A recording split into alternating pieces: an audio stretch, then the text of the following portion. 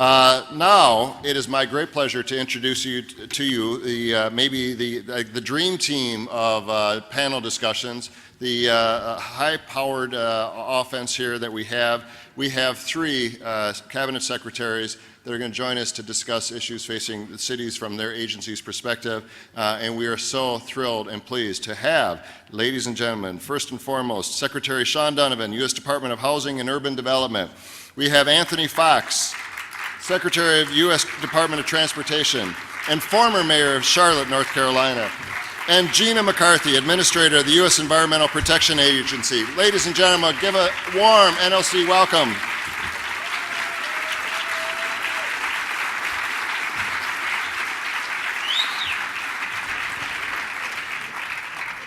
Thank you all so much for being here. Thanks for having us. It is absolutely great to have you. And it is an exciting crowd. We are 1,500 strong here. We are talking about key issues that you all are involved in on a daily basis. But this gives us an incredible opportunity to hear from all of you. And so what I'd like to do is, if you all wouldn't mind just spending a couple of minutes talking about a couple of things, and then we'll just enter into a discussion. And why don't we start with you, Secretary Foxx? Thank you very much, Mayor, and I want to thank Mayor Coleman for having us up here and for the National League of Cities. I would like to have a moment of personal privilege. I've always wanted to do this in a setting like this. More news at 11. Anyway, had to get that out of my system. But anyway. It's also great to be here with my colleague Secretary Donovan and Administrator McCarthy. And I know that folks here are from cities large and small all across America, and having been a mayor of a city in North Carolina, it's a pleasure to be back here among all of you. When we talk about resiliency, one of the most important things a city can have is a robust transportation system. Transportation allows cities to meet their challenges, both quality of life challenges, mobility challenges, getting businesses to move their people and goods without having too much congestion, and putting communities in a position to attract new businesses and new jobs. And that's why we're doing everything we can at the Department of Transportation to ensure that our transportation system is adequately funded. A couple of weeks ago, I flew to Minnesota with President Obama. Actually saw the mayor there to announce $600 million in new Tiger funding available. Our NOFA has been out publicly. The application period is open until April 28th. But this is a program that all of you know that for the last 5 years has helped communities, probably some of yours, tackle projects that wouldn't otherwise be tackled. The President also laid out the details of his vision for a $302 billion four-year surface transportation bill, along with a pledge to send a reauthorization package to Congress. We believe this is a huge step towards moving our infrastructure system forward as a nation. But you know that to make this a reality, we're going to need the help of all of you, telling the stories not just of the projects that are happening in your community, the projects that are intended to help improve resiliency in your communities, but also to tell the story of the projects that aren't happening because you don't have the level of certainty, either funding or policy-wise, from Washington. So I just ask you and urge you as you meet with members of Congress this week to make sure they're aware that part of making our system more resilient is having the resources to address state of good repair needs and new capacity needs at a higher level of resilience, and we can't do it without funding. Thank you. The Secretary was, thank you. Thank you so much. He was just telling me how much he enjoyed our warm welcome in Minnesota. I don't think he's going to become a Minnesotan anytime soon. Administrator, please share some words of wisdom with us. Well, first of all, thanks, Mayor Coleman, for pulling everybody together. I want to thank Tony for kicking off the news. Shaun and I are struggling as to who's going to do weather and who's going to do sports. I'm quite sure the Red Sox beat the Yankees 1-0. Oh, you had to go there, huh? You set me up for that. But it is great here. So much for partnership here, huh? There you go. Well, you know what's really fun about being here, and I couldn't be happier to be here, and to thank you for all the work you're doing, is you're talking to three people who have worked at the local level before. All three of us have worked for cities at one point at a time, and I've worked for states for a number of years. So we kind of know how important all of you are as folks that we need to partner with and work with every chance we get. I know over the past 5 years I've been working on issues with many of you related primarily to air quality, energy issues. How do we deliver clean air to our constituents and the people that we serve at the same time as allow ourselves to grow? And the one thing I've learned over the past 5 years is how much you care about delivering clean air. And all of the challenges associated with that and all the health implications that brings to people as they're seeing those red ozone days and you're trying to figure out how to keep your folks healthy. I would mention that one of the things that you might want to really focus on is over the next 3 years to make sure that everybody in your city who's eligible signs up for health coverage at healthcare.gov. That would be a good thing to do.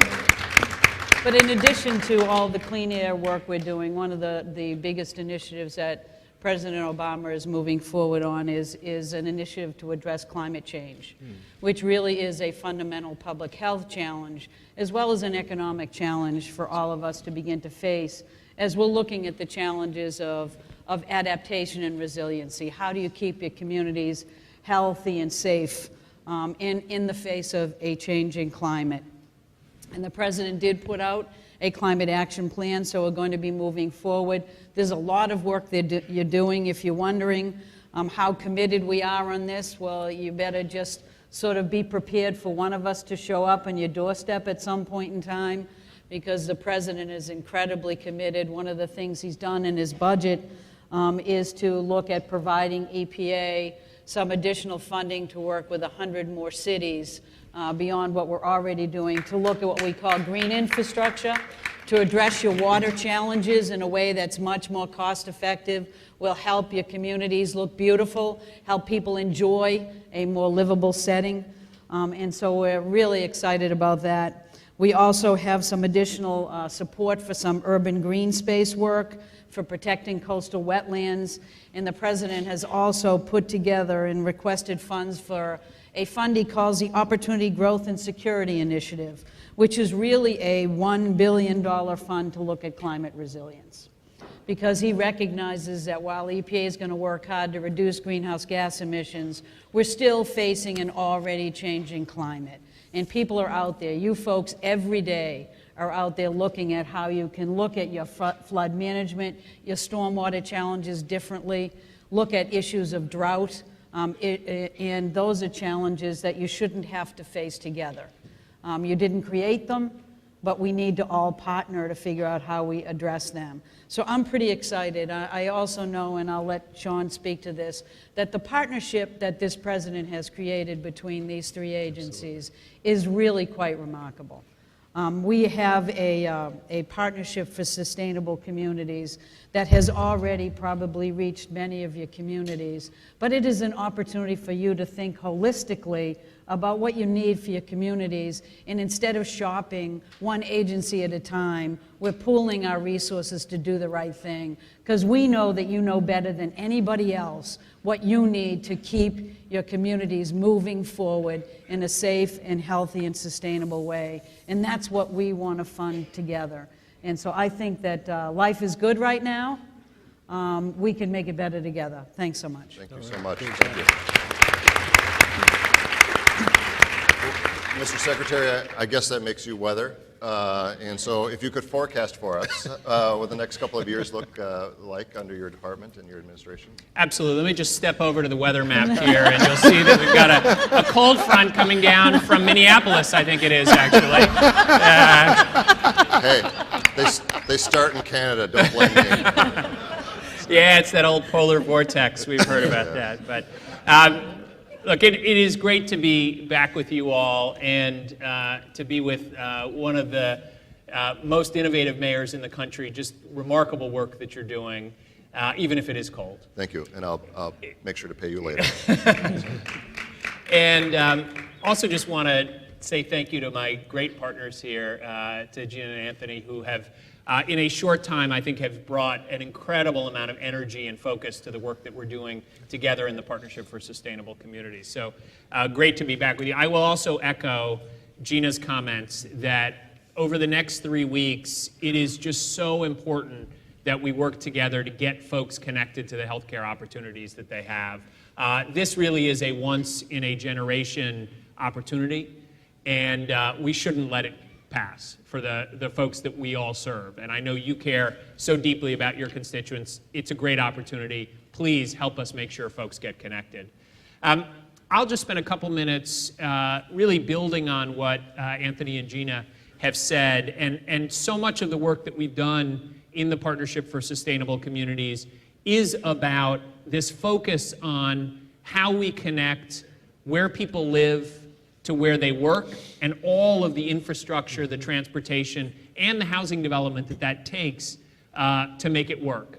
Now, part of that is about what it means to reduce vehicle miles traveled and reduce the impact on our environment, but it's also a recognition that these are real pocketbook issues for families. The average American family now spends more than 50 cents of every dollar they earn just on housing and transportation combined.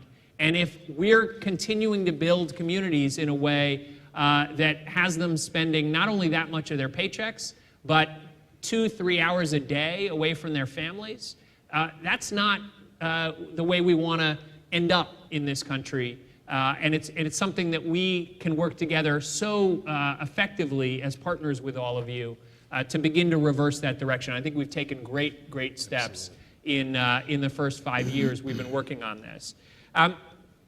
We did get a real boost from the Climate Action Plan that Gina talked about, and this is an area where we're doing a lot of work.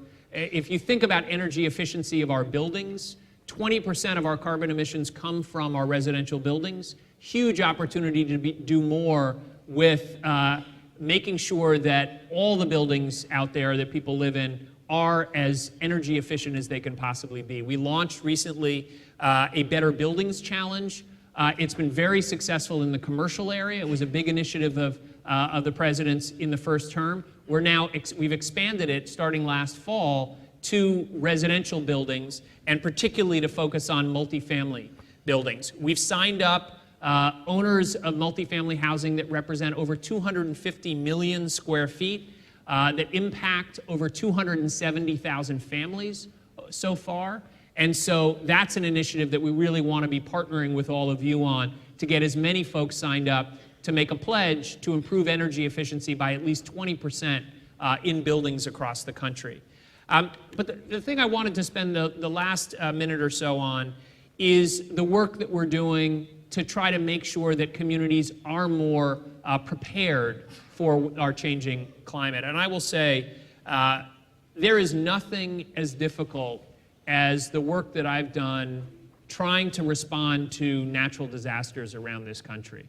And I will just say to all of you that work on the local level that have been through this, thank you for your leadership in this area. The mayor of Joplin is here. We were just talking a moment ago.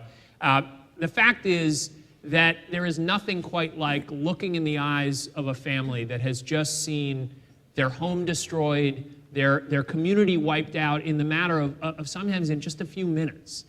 And we can have these abstract discussions about climate change here and what does the science say, but you all know that when you look in the eyes of a family that's been through that, they're not asking to know about the latest science. They're saying, what can you do to better protect my home, my community? Because they understand instinctively that the weather is changing and the impacts of climate change are real for them. And so I've spent a lot of time this last over a year as a leader of the Hurricane Sandy Rebuilding Task Force, really focused on these issues of making that region more resilient, but also partnering with others in the cabinet, those at the White House, to think about how we expand the resiliency of our communities, how we better protect communities from the effects of climate change. And just a couple lessons that I would pass along. One is, and I've heard this from mayors, I've heard it from private sector leaders. I'll never forget when the the CEO of Con Edison, the largest utility in the New York region, said to me, look, last time we were rebuilding one of our substations, we were just guessing about what the effects were going to be. Shaun, you need to tell me how high to build, what I need to do to protect. And a clear message I get from mayors across the country is the federal government needs to be a source of the information we need as communities to protect ourselves. And so one of the things that we've really focused on is getting the best possible science together. Give you an example. In Sandy, we put together a tool, a web-based tool, where any member of that community, a mayor, a planning director, but also an individual citizen, a business owner, could go and click on the web and pull up information as far as 100 years into the future about what the expected sea level rise would be for their community, block by block, community by community. That's the kind of work that we need to do to better help all of you. And then what we need to do is really work with all of you to incorporate that best information. Are your building codes what they ought to be? Are your zoning codes what they ought to be in terms of protecting your community? And so we can get you that science and information.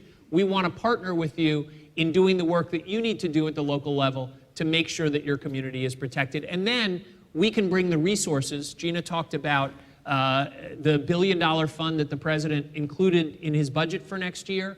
We've also been working with communities through innovative competitions to bring billions of dollars in community development block grant funds to help you really both build what your community needs, but also to get information about what are the best practices, what are other people doing around the country, but also around the world in terms of best practices to protect communities from the effects of climate change. And we want to work with you on that as well through this Partnership for Sustainable Communities.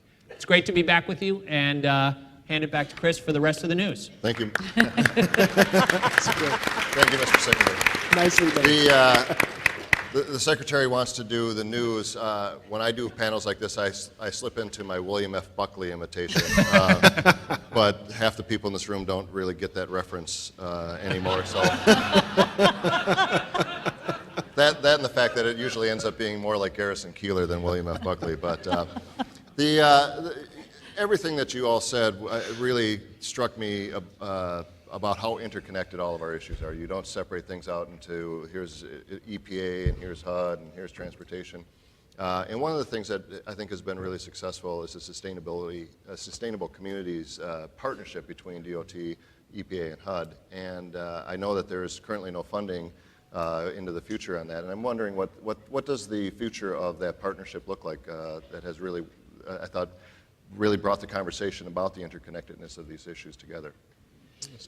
Well, I'm happy to start here.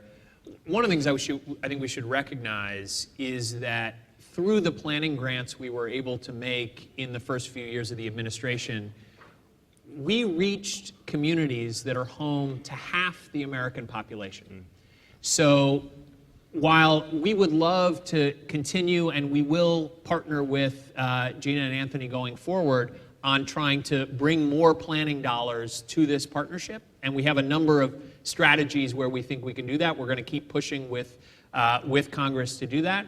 We've already reached a huge portion of the country in terms of putting planning dollars there. And so much of what we're focused on now is how do we implement those plans? What are the opportunities to drive the implementation dollars toward that? So Anthony talked about the planning, the Tiger grants that are available now that he just announced with the president. Huge opportunity to do implementation around the Sustainable Communities planning that was done. We've got wastewater, all kinds of infrastructure money at EPA. We're looking at how do we take CDBG dollars and a range of other funding and drive it into implementing these plans. And that partnership for Sustainable Communities is going to remain very strong in providing funding, but also technical assistance and other forms of help to communities as they try to implement those plans. And the only thing I would add is that part of the value of doing this was not what communities learned, but it's what the agencies learned about how we could shape our support for local communities in a way that would get the biggest bang for the buck.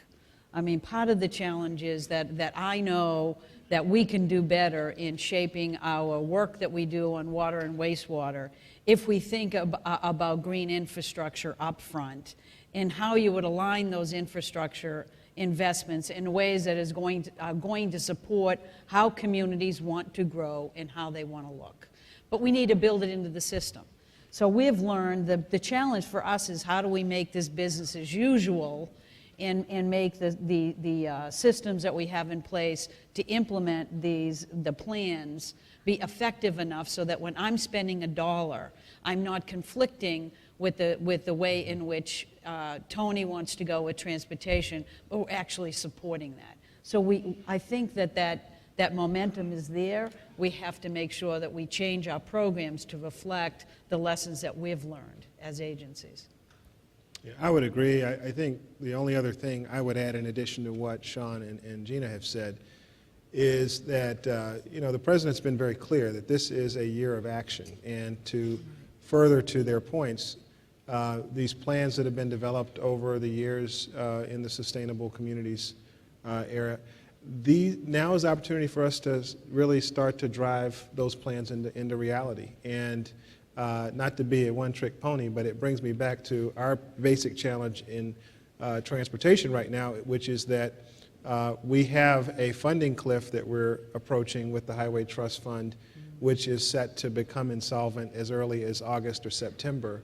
And so we greatly need Congress not only to level off the Highway Trust Fund, but we actually need Congress to do more than that so that we can get the infrastructure this country badly needs. So the more we're able to do that and build in resiliency into how projects are done at the local and state level, we will make a big dent in this issue of preparing ourselves for the future. You know, some of the things that we discuss here, just it almost becomes loaded language. So you say sustainability, somebody hears a tree hugger, and you say transit, and someone says waste of but these projects are so important, and these initiatives are so important for our communities. Is there a way to change the dialogue? Obviously we see what happens in Congress, but even on our local community level, there just is so much kind of acrimony that occurs, so we don't seem to have a productive conversation. Is there a way that we can change that? You know what, I think it is changing, and I take your point. But let me give you one very concrete example. It's one that the EPA and DOT have worked on, which is the fuel efficiency standards. That's a case in point where folks might have thought we were tilting at windmills back when this discussion came up, that we would actually work with industry to increase fuel efficiency standards, particularly at a time when the auto industry wasn't exactly doing all that well. But what's happened is that because of that, the industry came together, working with EPA, working with DOT, and frankly, for the auto industry in the U.S., many of the companies are ahead of schedule in terms of tracking well on the standards increases, and the companies are actually doing really well. So we've got one example in government where we've worked with industry to get a higher standard of sustainability, and it's actually paying off for the business on the bottom line too. So I think there are opportunities for that all across government. We now have the next level of challenge with trying to address medium and heavy duty trucks. I think it's going to be a little tougher, but it's an opportunity for us to prove the same thing. But my basic point is I think we're at a point where folks realize that something's happening in the climate in terms of climate change, and that if we get ahead of it, it actually can be not only good for quality of life, but for businesses, it can actually be good for them too. I think the only thing that I would add is I've been going out a lot to see what people think about issues of climate and how you begin to address it at a community level. And I've gone to Iowa, I've gone to North Dakota, I've gone to Colorado. I mean, there is no place that I have gone that people are denying that the climate is changing. What they really want are tools to be able to address it themselves, to understand how they can make their own vision of their communities work in terms of being safer and healthier. So we're hunkering down to provide tools and information so that people can really address this issue on their own. And I think we're trying very hard to figure out a way that our funding supports this in a way that communities will embrace. We always will face water and wastewater infrastructure problems. But down in New Orleans, the lesson they learned from Katrina was not that I can keep water out. It was how do I put it where I want it to be when it gets higher than I want it to be. So they're looking at all these small pocket parks where there used to be dilapidated houses. It's just using creativity to figure out that you can't fight against nature. You need to figure out how to live with it and as effectively and safely as you can. And we're trying to change the dynamic so that EPA isn't saying what the solutions are. We're supporting the right local discussion so that you can work through those issues yourself, and when the solutions arise, and we can help support the actions happening. So, yeah, let's. I would just add two things on this. One of, I think, the challenges for all of us is when you talk about transit or you talk about sustainable communities and the work, this smart growth work, as it was talked about before, too often people think of big urban places, right? And one of the things I think it's really important to emphasize is there's a huge amount of this work that's happened in smaller communities. 44% of our grantees in the sustainable communities work, have been places with less than 200,000 people. 20% of our grantees are places with less than 50,000 people. So we really are reaching a broad set of communities. And transit may not mean the same thing in Minneapolis or that it does in a much smaller community, but I'll tell you, when the question comes up of how are seniors who are isolated outside a small town trying to get their shopping done or other things, and you start talking about vans or other forms of transit that we don't, the debate really changes. And that's what a lot of this work has been about, is meeting the needs in a broad set of communities across the country. The last thing I would just say is it's also very important, and I made this point earlier, that this is work that is about the pocketbook as well. And I will say, you know, I saw this with Mayor Bloomberg in New York, but I've also seen it with mayors across the country. More and more we're realizing that your competitive advantage as a community, whether you're urban or rural, is about how much time are people spending to get to work? Is it easy to do? Are they able to have transportation choices? And places are competing around that. So when we go to Memphis to look at the work being done there, Fred Smith, the chairman of FedEx, is really interested in what we're doing to try to better connect the airport to the surrounding communities and to make sure that he can be competitive as a company going forward. And we just changed the name of our office at HUD to the Office of Economic Resilience to make exactly that point. This isn't just about climate change, it's also about how we make communities more economically competitive, and those two things are very related. So maybe just one last question, and we'll wrap up. But I was just out in California at Google driving the driverless car.